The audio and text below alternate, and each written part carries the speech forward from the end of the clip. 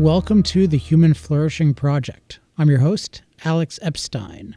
Today we're continuing our discussion from last week of relaxed productivity. But before we get started, I want to recap last week and also just tell you a little bit about the show in case you're new. So the show is called the Human Flourishing Project. As you might imagine, it's very focused on human flourishing, which I think is just about the most important thing in life, because what human flourishing means is human beings living to their highest potential. And a big part of human flourishing is that we want to succeed in life in a way that integrates the material realm and the mental realm. And this requires a lot of thinking and a lot of study, since it's definitely not automatic that we achieve this state. Most people rarely do.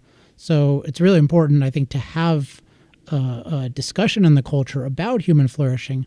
And then one of the root premises of how I think about it and how this show approaches it is that to get the knowledge we need to flourish, we really need much better systems for getting knowledge, and also systems for applying knowledge, and also related to that, systems for explaining knowledge.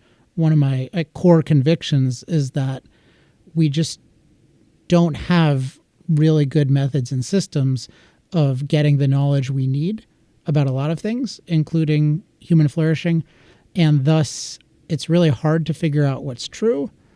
And most people who do know what's true, who have figured things out, are not very good at explaining them. So often my focus in the show is how do we develop better internal systems ourselves for figuring out what's true so that then we can ultimately flourish. And last week I talked about a concept that I call relaxed productivity, which is a concept that's trying to capture something that integrates both the material and the mental, because it's productivity, which itself is both material and mental. But there's an emphasis when I talk about relaxed on how we experience productivity, because I think it's tragic that so many people experienced productivity in a stressed way dominantly, or even a tortured way, which is pretty common. And if we're thinking about human flourishing, there's something really off with that. And I think at one point or another, we've all had the experience where we're engaged in productivity, but we feel relaxed. And it's not just relaxed. I'm just trying to capture a state which you can probably relate to, where at some point you felt like you have purpose and energy and confidence, and part of that has been exhibited by there's just a relaxation about it. And I mentioned last week that one key element of relaxed productivity is what we discussed in week 7, which is rejuvenation. So definitely check out that episode if you haven't.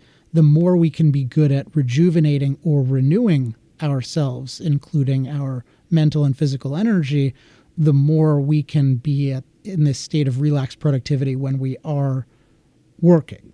So that's one big thing. But last week, my dominant focus in the introduction to relaxed productivity was what I call separating what thinking from how thinking. Separating what thinking from how thinking. And what thinking is thinking about what we want to be doing. And how thinking is the thinking that actually goes into doing it. It's figuring out how to do it. And what I found with myself and in studying others is that it's very easy to combine these two, but it's incredibly unpleasant and ineffective, because thinking about what we're going to do in life itself, it requires a lot of focus, and it's quite difficult.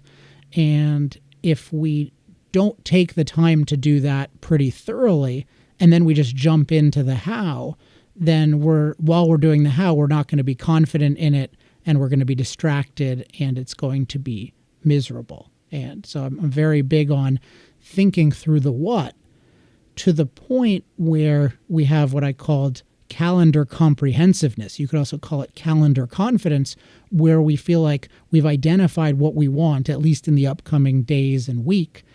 And we know that everything we really want to do that's a real priority is taken care of. And then we can really relax with the how, because we know, okay, I know that future Alex is going to take care of this, and I know that past Alex has thought through everything that future Alex really needs to do in the next week. So now present Alex can relax and say, give this podcast, versus if I had no idea, I felt like, well, I've got a million things and I don't really know what I want to do. Maybe I'm missing something. Obviously, that's not going to be relaxed productivity. So that's what we covered last time. I have this annoying habit. I sometimes say we covered, and I have to think through myself whether that's really annoying. Maybe somebody can tell me, but you weren't actually here. You were here in spirit, though. Hopefully you found it useful. But so last time I covered that, the general idea of relaxed productivity, trying to get ourselves to focus on it, and then this idea of separating what thinking from how thinking, which ultimately manifests itself in calendar comprehensiveness or calendar confidence. And I went into a lot of specifics, among other things, about how some tips for achieving this. So definitely check out that episode if you haven't heard it. This week, I want to cover two other concepts that I've found extremely helpful to relaxed productivity and thus human flourishing more broadly. And also that I have had somewhat recent experiences in the last several years of sometimes getting wrong, and it's been very stark to me how much these matter. As I mentioned last week, relaxed productivity is something that I do quite well. It's something that I focused on in general in my adult life, but in particular, when I turned 38 on August 1st of this year, which, depending on when you're listening to this, this might be the same year you're listening to it, but it's August 1st, 2018, I made a note to myself that I want to experience relaxed productivity every day. And that really focused me on thinking about, okay, when am I not doing this? What's causing it? And these two concepts I'm going to discuss today, cash confidence and collaborator confidence, I've found to be just hugely influential, positively if they're in place, and negatively if they're not in place. And as I discuss those, I'm going to discuss something underlying these concepts and really underlying so much of thinking about human flourishing, which is the idea of thinking through implications. So I'll explain that when I get to it, but that might even be the biggest takeaway from the episode, is how to think through implications. So let's start out with cash confidence. And I'll warn you in advance, this might seem too obvious, but I'm not sure that it's obvious, but I'm sure that it's not common practice. So hopefully, even if it seems like, why are you telling me this? Isn't this obvious? That there's something really there, and there's also something to most people don't have it, even if it seems obvious. So I'll give you one of my experiences maybe 7 years ago or so, when I started my current business, or one of my businesses, the Center for Industrial Progress, in August of 2011. And I remember near the beginning of that, the feeling of not having what I'm calling cash confidence. Now, by the way, that particular phraseology, which I'm pretty fond of, I got from my friend and mentor and coach Dan Sullivan of Strategic Coach. So check them out at strategiccoach.com. So I just didn't want to appropriate his phraseology without mentioning him, but I really like that term, cash confidence. So I've been using it myself. Anyway, back in 2011, I remember distinctly going from having a salary to no salary and having not that much money in the bank, but having this idea of, I think there can be this Center for Industrial Progress. I think I've got an idea here. I remember that I was not very relaxed. And again, this is going to seem obvious, but it was because I was not confident that I was going to have cash coming in. And what that reflected was, I wasn't confident about my future. I wasn't confident that what I was doing was really going to sustain me in the future. And thus, as a mentor of mine put it, he said when he saw me the first time after I had started the business, he said, Alex, I'll bet you've got a knot in your stomach all the time. And I said, yeah, how did you know? And he knew because he had started businesses before, probably in cash poor positions. And that was a difficult kind of thing. So that's not too interesting in and of itself, that cash confidence is an issue and impedes relaxed productivity at the beginning of a business, particularly where we don't have any kind of capitalization. Maybe in a startup you feel pressure, but at least you know where your next meal is going to come from. Whereas if you're really low on cash, as I was, there is a kind of scariness to it. So that's kind of interesting that you begin a business this way. But what became more interesting to me over the years is that on several occasions in the course of the business, I have had experienced a lack of cash confidence. That is, I wasn't confident that enough cash would be coming in the future. But there is a big difference between this later lack of cash confidence and the earlier one, which is in the case of the later lack of cash confidence, the issue wasn't really an issue of lack of income. That is, it wasn't that I couldn't figure out a way to make enough income to support me in terms of just the business running in a normal way.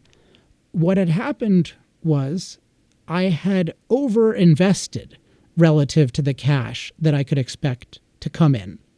There's a concept I got from Jeff Bezos where he talks about different kinds of bets that a company makes, and he says, I'm all in favor of making bets. I make a lot of bets and I lose a lot, but I get a lot of payoff for the ones who win. But he says, I don't make bet the company bets. That is, I don't invest an amount of money where if I lose it, it's going to threaten the entire company. And what I noticed looking back across the years, there have been a few times in the history of my company where I made bet the company bets, and then those bets weren't going well. And then I experienced this almost torture, or at least anxiety, definitely stress, of lack of cash confidence. So I couldn't just relax and do all my work because there was this feeling in the background of, well, I don't know if I'm going to be able to pay everyone. I don't know if this is are we doing the right thing? There was just this situation I had put myself in. But the interesting thing is that I had put myself in the situation that I had thought of myself as, okay, I'm trying to flourish. I'm trying to make the business flourish. And when I was making an investment, so let's just say, just hypothetically, like we're investing in a certain marketing firm. And usually what would happen is making several investments at once. And then I was trying to act in my interest. And yet what I accomplished in doing that was by betting too much, I would undercut this basic confidence and enjoyment that I experienced during my work. And I would go through months where I would feel way, way stressed, like way more compared to usual, because I wasn't sure about the cash situation. But again, this was something that I caused myself. It wasn't, there could be a situation where just, people lose interest in my work and I need to totally change. And, that itself would have stress too. But it was interesting to me reflecting on it that I deliberately chose to make these investments that I didn't really have to. And that I was making these bet the company things, these bet the company investments, and that I was jeopardizing my whole enjoyment of the work by creating this lack of cash confidence. And you may recognize this. This is a similar thing I think happens in life, where sometimes people are investing or spending a lot of money in their personal life and maybe even thinking, hey, I've got to rejuvenate. I want to relax. I want to go on this vacation. I want to enjoy time out with my friends. But then they extend themselves to the point where they can't enjoy those diversions or rejuvenation as much because they're stressed about that. And then they're stressed in their entire lives. So they're acting in a way that they're trying to flourish, including they're trying to rejuvenate, which implies they want to experience a lot of relaxation in life. But they're doing it in such a way that they're undercutting one of these conditions of being truly relaxed throughout one's life, which is cash confidence. I mean, I'm not necessarily saying everybody, if they're not cash confident, they can't be relaxed. But in my experience, I think there are logical reasons why those two things are very, very related. And so whenever I find myself making a mistake like this, where I'm undercutting the conditions of my flourishing in the attempt to flourish, I find it very, very interesting. And then I wonder, okay, what is going on? What's going on in my own internal thinking systems that's causing me to do this? Because if it's causing me to make this kind of error repeatedly, there's something going on that I can figure out that could be really, really beneficial to me to figure out and may harm me a lot if I don't figure out. So that's the question there. And before I get into an answer, I just want to talk about another condition of relaxed productivity, which is collaborator confidence. So if we think about cash confidence, I think of that as, okay, I know that from a resource standpoint, like I can relax in part because I know that the resources that I really am going to need, including if I had a family, my family needs, that my lifestyle that I've committed to needs. And by the way, lifestyle can be a whole issue where people want more rejuvenation, but it actually causes them stress because they have too expensive a lifestyle. That's what I was talking about before, in part with lack of cash confidence in personal life. So there's just this, it's so much easier to have relaxed productivity, to enjoy our productive life when we feel like, and really when we know, okay, the financial part of things is good. It's in place. And of course, and not that there will never be uncertainty, but that uncertainty, we've got it under control. We can look to the future. If we see our income going down a little bit, we can adjust.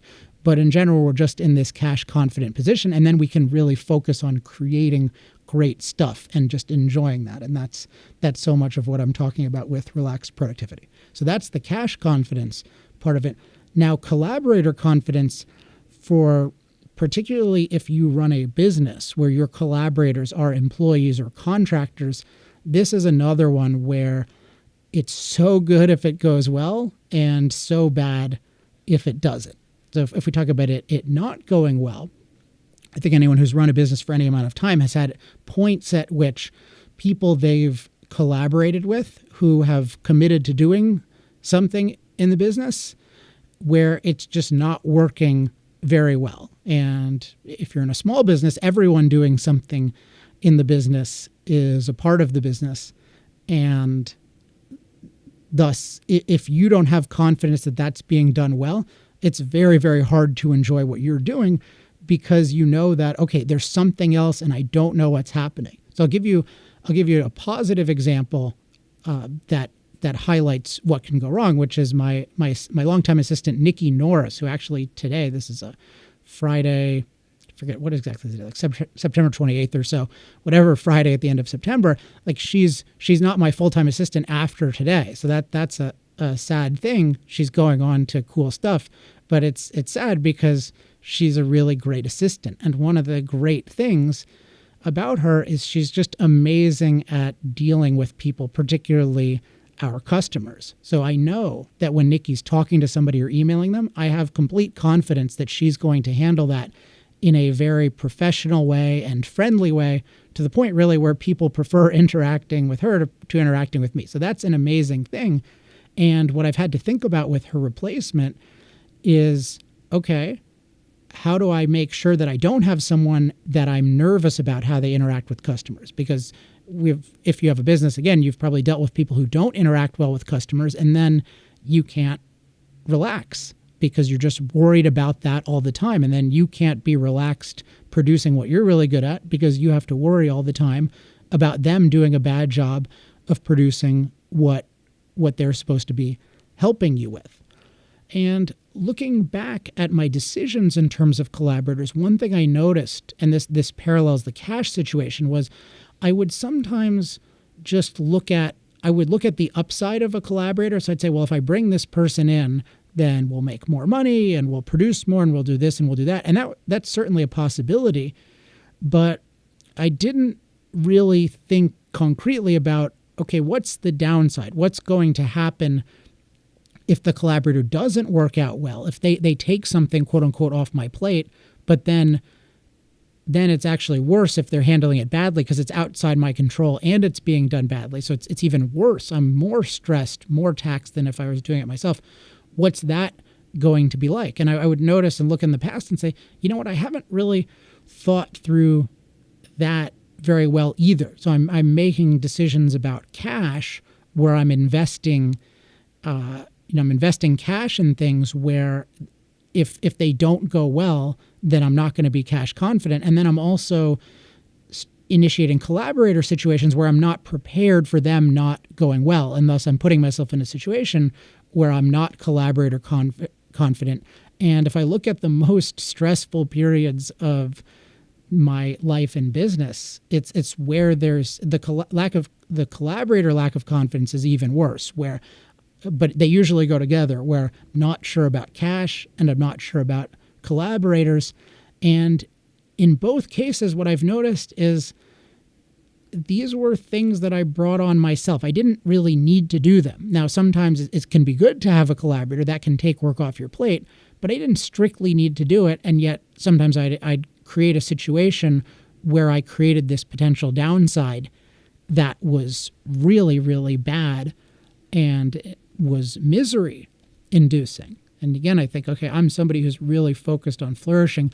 Why is it that when I'm making these decisions, I'm not thinking about, I'm not thinking through the potential downside, and thus I'm not truly considering the problems of lack of cash confidence and lack of collaborator confidence. Whereas if I did think through them, maybe I'd approach them differently. For example, with the collaborator, maybe of course I want more collaborators, but maybe I'd bring them on in a way where I didn't give them too much responsibility initially, or I didn't hire them until things were proven more.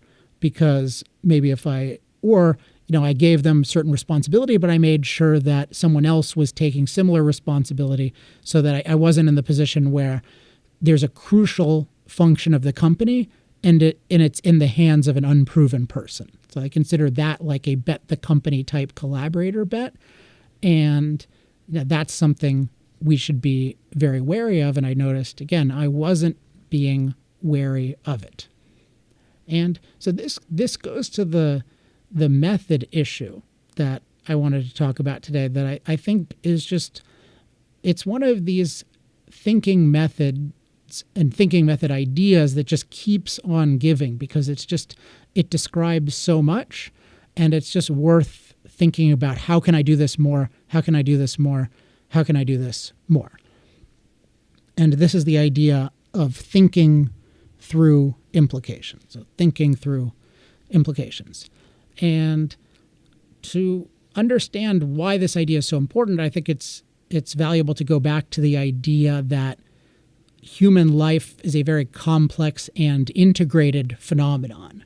We have all these different elements of life, material elements, mental elements that combine all of these. We have these different areas. We have different kinds of relationships, personal relationships, romantic relationships, family relationships, and then we have all these different aspects of productivity, and we have rejuvenation needs, and we have potential hobbies. They're just all of these things, and then we have our mental health, we have our physical health, we have our material abundance or lack thereof. They're all of these moving parts.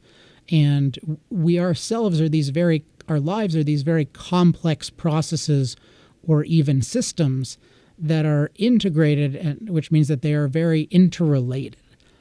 And then the implication of that, which is why thinking through implications is important, is that whenever we take action, and in particular, whenever we have something like a habit that's going to mean a lot of action, that has consequences throughout our life. And the better we can be at thinking through, okay, what is the consequence of doing X? What is the consequence of doing Y? What is the consequence of doing Z? The better we can think about how is that going to affect every other aspect of my life. So I think of it as there's a wide range integration here, the wide-ranging implications. How is this one thing going to affect other aspects of my life? Wide range. And then also, how is it going to affect it long range? So I'll take the example with cash confidence of, let's just say we are thinking of, let's just say you have a company and you're thinking of investing in let's say you're early on in your company, you're thinking of investing in a marketing firm, and let's say you have $500,000 in revenue and $50,000 in profit, and you're thinking of bringing on a really high-level marketing firm that is going to charge you $150,000 a year. So you're in a situation where you're making $50,000 in profit, things are working, and then you decide, okay, there's this really attractive firm, they seem really good, and they're going to charge $150,000. You think, okay, I got to take it to the next level. Now, I won't say you should never do that, but this idea of thinking through implications is just so important, because it's just easy to think through, okay, what is going to happen to my company if this works out really well? Maybe we'll go from 500,000 to $1 million. Okay, and then our expenses will have gone from 450 to 550. So then, all things being equal, we'll have a profit of 450, $450K, and that'll be great. And then I can do all of this stuff. Like, it's very easy to think through that, and that is a possibility. But then, of course, it's important to think through on that axis. Well, what if this goes badly? And what if we don't get anything on our investment? Or what if actually, and this is a really important thing to always think about, what if it makes things worse? What if they propose a kind of marketing that actually alienates our customers, and then we go from 500 in revenue to 400 in revenue, or 300 in revenue? Or what about the time that it's going to take me to interact with these people? What's the opportunity cost of that? What are going to be implications of that, where I'm spending, let's say, 15% of my time with the marketing firm? What's that going to detract from? So that's just thinking in terms of long range on the business financial aspect. But there are other aspects too as well, which go to my own experience with cash confidence, which is, okay, well, if we do get in a cash crunch, what is that going to be like? How am I going to experience work? If I want to enjoy and be fulfilled by my work, how am I going to experience that? How are my coworkers going to experience that if they know about the different financial pressures? And and then how is that going to affect the different aspects of my life? How is this going to affect my personal relationships, my rejuvenation, the amount of time I have to do things? What is it going to be like to have a lack of cash confidence? What's that going to be like through my entire life? What are all the implications of that in every area? And I think it's very rare to do this. And just to point the finger at myself, what I've noticed in the past is there are areas where I don't do this, and then I get burned later. But it's important that the burning is usually something that is very predictable, or at least very possible, if I'm thinking through implications. If I have the very deliberate practice of saying, okay, I'm going to look through the potential long range and wide range consequences of a certain course of action. And then with other courses of action, I'm going to look through those as well. That, to the extent I can do that, then I'm going to think about something like cash confidence. But if I have the concept of, I want to be cash confident, but I don't think through implications, what's going to happen is I'm thinking about some other issue, like I'm thinking about growth, which is another important issue.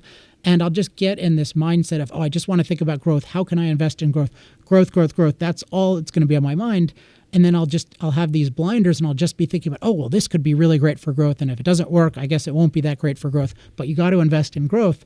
But without thinking through the implications, I'm going to be blind to this issue of cash confidence, as well as innumerable other issues, because I'm not on the premise of looking at all the wide range and long range implications. What happens is I can just get stuck on one potential area of human flourishing, but ignore all the interrelationships. And one of the keys to thinking in terms of human flourishing is that we're always looking at the whole. We're looking at the system. We're looking at how everything fits together. And so as important as it is to say, this is a key aspect of human flourishing, it's even more important to say, I'm going to commit myself to thinking through the implications of every course of action that I consider, because that's going to activate my knowledge about human flourishing. That's going to really make me think in terms of human flourishing, in terms of an integrated life versus just wanting to flourish, but then looking at these things in blind isolation and then having very negative consequences. And same thing applies with in terms of hiring people, is just thinking about, okay, what could go right if this happens? What will be the different causes of that? And then also what could go wrong? And if you're employing somebody, just in my experience, one thing we just don't think of nearly enough is how's that going to affect our time? And how's that going to affect our psychology? How's that going to affect our enjoyment of work if it doesn't go well? And then the more we can think about that, the more we can maybe come up with alternate ways of handling things where we protect ourselves against that downside significantly, but we still have the upside of having a really good employee. But at least that potential upside. But if we're not committed to thinking through implications, then we're not going to get there, and we're just going to time and time again have these isolated aspects of life that we're trying to pursue, and then our pursuit of those will contradict the whole, just as people who keep increasing their lifestyle costs as their income goes up, and so they never really have much confidence that they're going to have enough money in the future because they're always spending everything they get. That feels like they're pursuing their interests, their own flourishing, but it isn't. It's the pursuit of the part is contradicting the whole because they're not thinking through implications. So positively speaking, the more you can think through implications, the better. And I mentioned that this is just the idea that keeps on giving, because you can do it on any level. You can do it on just your decision of how you're going to spend your weekend. Just think about, okay, how is that going to reverberate positively or negatively through life? How is that going to affect the future? How would it affect things if maybe, let's say you're starting a business and it's insecure? Like, what if you could spend 4 extra hours on this area? What would that accomplish? But then what might it be at the expense of? You can think this through with courses of action, but just as profoundly, maybe even more profoundly, you can think it through with principles or policies or practices. So when somebody says, hey, you should act this way in life, like let's say you should market your product this way. So let's say somebody says, well, you should automate all of your email interaction with customers.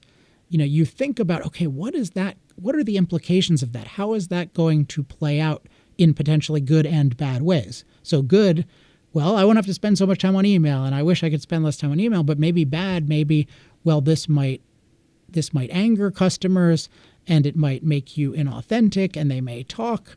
And just the process of thinking through the different implications of any proposed course of action is so fundamental to really validating it and then integrating it in your understanding. I find that one thing I'm pretty good at is when I hear a new idea, I think through the implications of that pretty quickly, where I just think through, okay, how is this going to actually play out positively and negatively?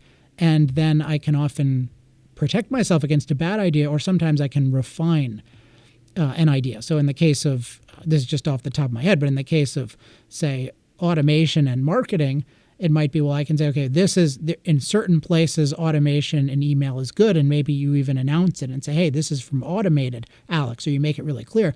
But then in other cases, you say, no, I'm always going to have a personal touch with these people because I have an understanding that having an authentic relationship with people and for them really knowing things are coming from me individually when I act like that is fundamental to my success. So that's just a little example, but you can do this with everything. So whether we're thinking about our own individual actions or we're thinking about a principle somebody proposes, thinking through the implications with the recognition that human life and therefore human flourishing is a very integrated, complex phenomenon where what we want to figure out are what actions, what habits, what practices are going to have cascading positive implications now and in the future.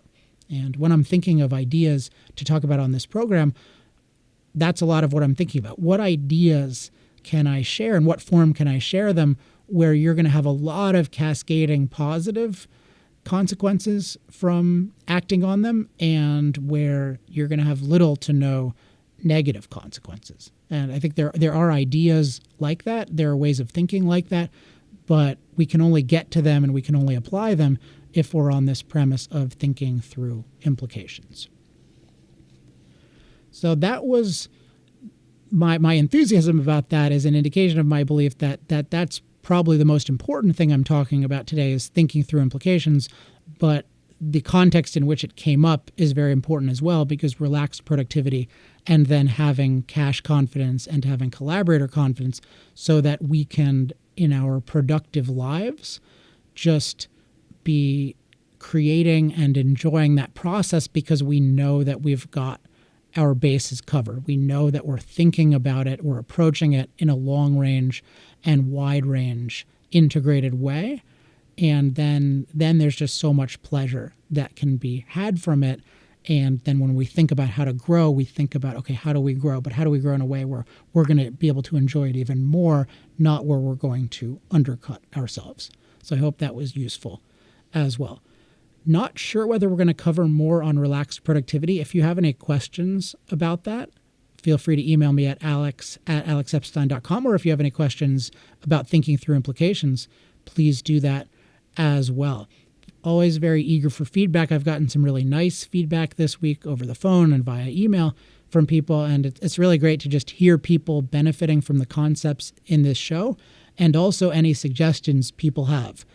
Particularly at this stage of the program, I'm so interested in what you're finding most and least valuable, because I think with this project, those of you who are engaged with it already, I think we're on to something, but there's so much to figure out in terms of how do we approach this broad issue of human flourishing and knowledge systems in a way that's going to be really, really useful to you and to a lot of other people. So not sure what we're covering next week, but it will be something that I regard as very useful, and I hope that you listen to that as well.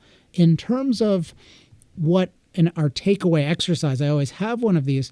What I'd like you to share in the comments on Facebook at facebook.com/Human Flourishing Project is just any area in life where you think you can get better at thinking through implications, and then just share a little bit about that. So in my life, I'm talking about in terms of thinking about cache and collaborators. That's an area where I'm actively working on getting better at thinking through implications. I'm curious about areas where you are. And if you have any great success stories about that, that's welcome as well. But I think there's a lot to mine with this issue of thinking through implications, so I'm particularly curious about that. All right, speaking of relaxation, it is time for the weekend. We are recording this quite late on Friday, so if you don't listen to it Friday night, I hope you enjoy it on your weekend or some later time. Again, if you need to get in touch with me, alex@alexepstein.com to sign up for the newsletter. To get notified of these new podcasts every week, go to humanflourishingproject.com, and to participate on the Facebook page, go to facebook.com/humanflourishingproject. All right, I will talk to everyone next week. Until then, I'm Alex Epstein. This has been the Human Flourishing Project.